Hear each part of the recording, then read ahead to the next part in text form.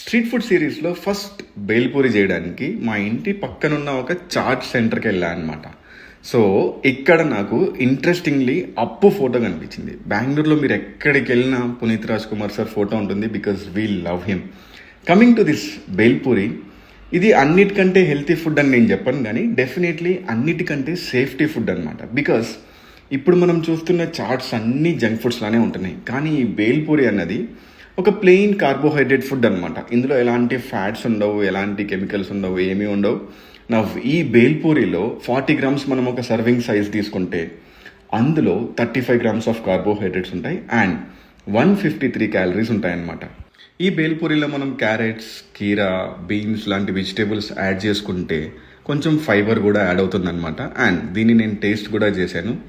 I can give like 3.5 out of 5. Stay fit and stay healthy.